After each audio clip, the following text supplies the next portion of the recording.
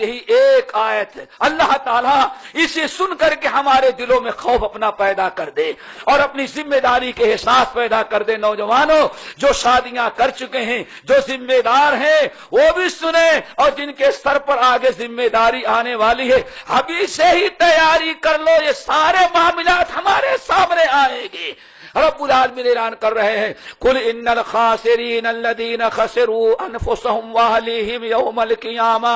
اے نبی ان سے کہہ دیں اے لوگوں سب سے بڑا خسارہ اٹھانے والا وہ ہے جو قیامت کے دن حشر کے میدان میں اپنے آپ کو بھی خسارے میں ڈالے اور اپنی اولاد کو بھی خسارے میں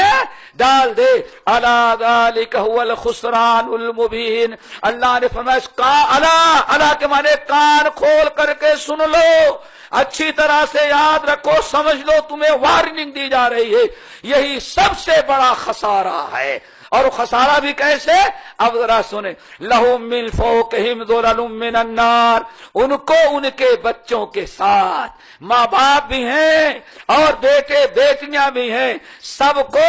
لہم من فوقہم ظلل من النار، اللہ تعالیٰ ایک ایسی جگہ رکھے گا قیامت کے دن جہاں چھت ہوگی تو جہنم کے آگ کی، وَمِن تَحْتِهِمْ ظُلَلٌ، اور جہاں کھڑے ہوں گے وہ زمین بھی جہنم کی آگ ہوگی۔ میرے بھائیو، لَهُم مِّن فَوْقِهِمْ ظُلَلٌ مِّنَ النَّارِ وَمِن تَحْتِهِمْ ظُلَلٌ ذَلِكَ يُخَوِّفُ اللَّهُ بِهِ عِبَادَهُ، اے بندو یہی وہ سزا ہے اولاد کے تربیت میں کوتاہی کرنے والے، جس نے اپنے گھر کو اسلامی گھر نہ بنایا، نہ اپنے آپ کو سدھارا اور نہ اپنی اولاد کی فکر کیا، یہی وہ سزا ہے کہ تمہیں بیوی بچوں کے ساتھ وہی کھڑا کیا جائے گا، ایسی جگہ جو زمین جہنم کے آگ کی ہوگی، چھت بھی جہنم کے آگ کی ہوگی، در و دیوار ہوں گے تو وہ بھی جہنم کے